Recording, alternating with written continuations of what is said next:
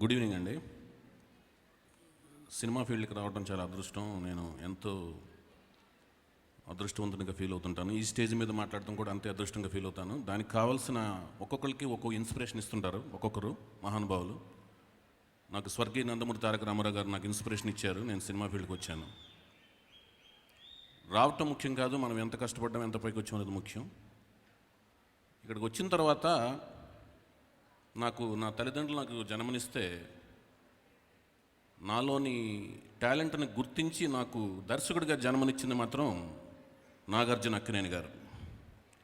ఆయనకి నా తల్లిదండ్రులకు నేను ఎంత రుణపడి ఉన్నానో అంతే రుణపడి ఉన్నాను నాగార్జున గారికి. ఆయనకి నేను ముచ్చటగా చాలామంది ఆయన యువ సామ్రాట్ అని, కింగ్ అని రకరకాల పేర్లతో పిలుస్తుంటారు. నేను ఫస్ట్ సీతారామ కళ్యాణం అప్పుడే నేను పెట్టుకున్న పేరేంటంటే సెల్యులాయిడ్ సైంటిస్ట్.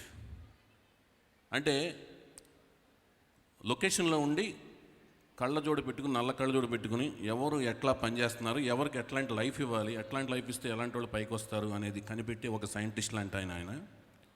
సో ఆయన కాంపౌండ్లోంచి ఆయనకి ఆ శక్తిని ఇచ్చింది రామ్ గోపాల్ వర్మ గారు. అంటే రామ్ గోపాల్ వర్మ గారిని ఒక అద్భుతమైన ప్రోడక్ట్ని లాంచ్ చేసేటప్పుడు ఎంత ధైర్యం, ఎంతో నమ్మకం ఉండి ఆయన లాంచ్ చేశారు. కాబట్టే దాన్ని రామ్ గోపాల్ వర్మ గారు అంత అద్భుతంగా యూటిలైజ్ చేసి బ్లాక్ బస్టర్ సినిమా తీశారు. కాబట్టే నాగార్జున గారికి ఆ శక్తి సామర్థ్యాలు వచ్చినాయి. అట్లాగే నాగార్జున గారు వ్యక్తిగతంగా కూడా, అంటే ఇదంతా ఎందుకు చెప్తున్నా అంటే మేమందరం ఒకే కాంపౌండ్లో వచ్చాం. రాము గారు వచ్చిన తర్వాత మా అందరికీ పరిచయం చేసే అవకాశం నాగార్జున గారికి ఇన్స్పిరేషన్ దక్కిందనమాట. సో నాగార్జున గారు చాలామంది ఏంటంటే బ్రదర్లాగా చూస్తున్నారు, నన్ను సన్లాగా చూస్తున్నారని రిలేషన్షిప్లో మాడుతుంటారు. కానీ నాగార్జున గారు మనిషిని మనిషిలా చూస్తారు, హ్యూమన్ బీయింగ్లా చూస్తారు. సో ఆ మంచి క్వాలిటీ నాగార్జున గారిలో ఉంది. అక్కడి నుంచి మాకు వచ్చినప్పుడు ఎంత ఫ్రీడమ్ ఇచ్చారో మాకు తెలుసు. సో ఆ విధంగా మేమందరం అన్నపూర్ణ స్టూడియోస్ ప్రోడక్ట్లో. తర్వాత రామ్ గోపాల్ వర్మ గారి గురించి జనరల్గా ఏంటంటే ఒక సినిమా వైపు ఆకర్షితులైన వెంటనే ఎలాంటి సినిమాలు తీయాలనేది అంతకుముందు తీసిన సినిమాలు ఇన్స్పిరేషన్గా తీసుకుని డైరెక్టర్లు అవుతుంటారు చాలామంది. ఎందుకంటే నా ఫ్యూచరు, నా సేఫ్టీ, నా యొక్క ఆలోచన అంతా బాగుండాలి, జరుగుతున్న వాతావరణంలో సినిమా తీద్దామని. కానీ ఈ పాయింట్ నుంచి ఫుల్ రివర్స్ పాయింట్, అంటే ఈస్ట్ నుంచి వెస్ట్ సైడ్కి టర్న్ తీసుకుని ఒక ట్రెండ్ సెట్టింగ్ ఫిలిం తీయటం అనే దానికి కావాల్సిన దమ్ము, ధైర్యం, హీరోయిజం రామ్ గోపాల్ వర్మ గారిలో ఉన్నాయి. సార్ రాము గారు, మీరు వచ్చిన తర్వాత ఆల్మోస్ట్ బాగా రేరండి ట్రెండ్ సెట్టర్ అనే పదం. లాస్ట్ ట్రెండ్ సెట్టర్ లాంటి దర్శకుడు మీరేనండి.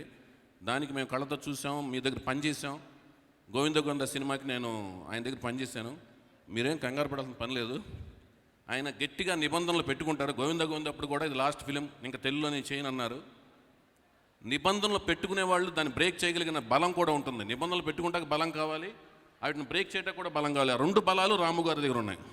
సో రాము గారు డెఫినెట్గా వచ్చి మళ్ళీ అద్భుతమైన తెలుగు సినిమాలు తీస్తారు. మనం కంగారు పడాల్సిన పని లేదు. ఏ లాంగ్వేజ్లో తీసినా తెలుగులో డబ్ చేస్తే బ్రహ్మాండంగా చూసే ఆడియన్స్ కూడా ఉన్నారు. అదేం పర్లేదు మనకి. వంగవీటి చిత్రం గురించి మాట్లాడాలంటే, మేము చిన్నప్పుడు హైదరాబాద్లో మత కలహాలు జరుగుతున్నాయని పేపర్లో చూసేవాళ్ళం. అలాగే రాయలసీమలో ఫ్యాక్షన్ జరుగుతుందని పేపర్లో చూసేవాళ్ళం. కానీ నేను పుట్టింది పెరిగింది గుడివాడ. కానీ కోస్తా ఆంధ్రాయే కాదు, ఆంధ్రప్రదేశ్ మొత్తానికి ఒక న్యూస్ అనేది మోస్ట్ అవేర్ న్యూస్ అయిపోయేది. అదేంటంటే బెజవాడలో గొడవలు జరుగుతున్నాయి, పొడుచుకుంటున్నారు, కొంతమంది చచ్చిపోతున్నారు అనేది.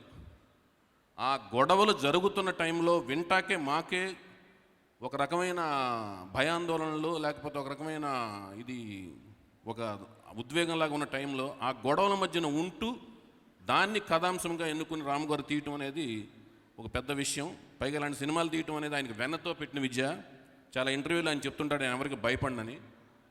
ఎందుకు భయపడరంటే కథలో ఏ పరిస్థితుల వలన ఆ క్యారెక్టర్లు అలా బిహేవ్ చేసినాయి, ఎవరిని ఎందుకు చంపుకుంటున్నారనేది క్లియర్గా క్యాలిక్యులేటెడ్గాను ఆ కథలో పరిస్థితులు హీరోలు అయినాయి, పరిస్థితులు విలన్స్ అయినాయి అని చెప్పడం అనేది రాము గారికి ఉన్న ఒక లక్షణం. అట్ ది సేమ్ టైం ఆ గ్యాంగ్స్టర్స్లో ఉన్న మిస్అండర్స్టాండింగ్స్ వాటిని బేస్ చేసుకుని అద్భుతంగా తీస్తారు. అలాంటి సినిమాలు చాలా చూసాం. ఇందులో కూడా ఏం సందేహించాలని పని లేదు. వంగవీటి వర్గం, లేకపోతే రాధా గారు, రంగా గారు ఫ్యాన్స్ కానీ, లేకపోతే నెహ్రూ గారు, గాంధీ గారు, మురళి గారు ఫ్యాన్స్ కానీ, లేకపోతే శిరీష్ రాజు గారి ఫ్యాన్స్ కానీ ఎవరూ ఏమి ఆందోళన చెందాల్సిన పని లేదు.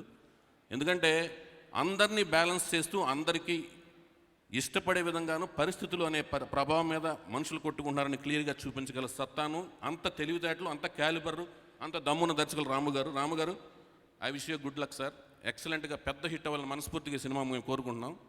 Thank you so much sir.